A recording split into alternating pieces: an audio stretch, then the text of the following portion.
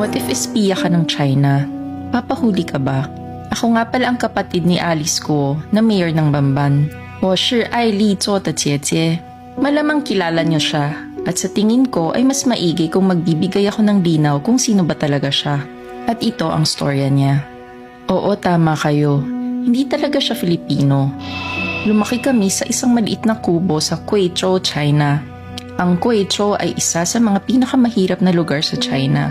Kadalasan, ang triad ang nagpapatakbo ng bayan namin. Kung di mo alam kung ano ang triad, isa itong organized syndicate sa China. Kung merong yakuza ang Japan, kami naman ay may triad. Pero madiskarte ang tatay namin.